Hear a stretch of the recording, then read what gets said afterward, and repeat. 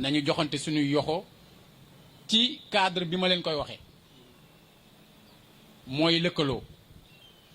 li yéeme ci mbir mi mooy dañuy tere nit ñi rassemblé wu maanaam yii dafay war a bokk ci yi ñi mujj a def maanaam dañ ko def ngir waajal lanu jëm ñuy tere nit ñi rassemblé wu mais en même temps di ñuy woote à un rassemblement dans le sens vraiment de la mobilisation citoyenne pour faire face au virus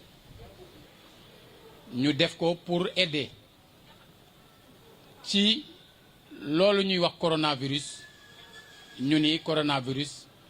ne passera pas par ici ne passera pas par nous kenn ku ci nekk ne passera pas par moi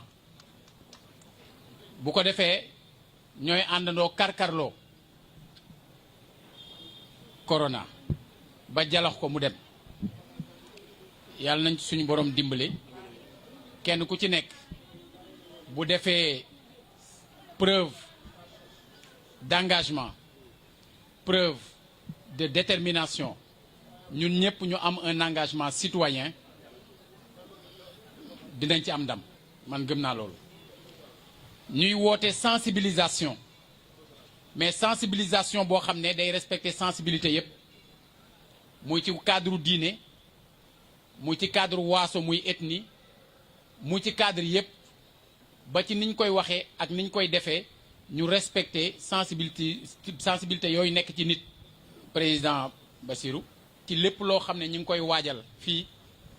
daañu leen ci soxla pour ñu aar suñu wayjur yi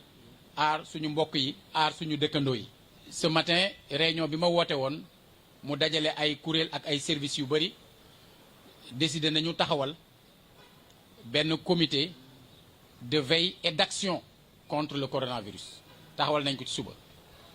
comité boobu daje na ginnaaw bi ñu ko taxawalee ba am liggéey bu mu jot a def am action yu ñu war def ci biir dëkk bi di ci soxla ku nekk am naa yaakaar ne du ñàkk ñoom demain ci wàllu 10 heures ñoom ñu am benn point de presse pour siiwal loola muy yoo xam ne mi ngi tukkee fii ci biir Thiès ñu seet yi ñu décidé ca kaw naka lañ leen di jëfee ci biir Thiès parce que c'est un combat bu ku ne war a dugal loxo.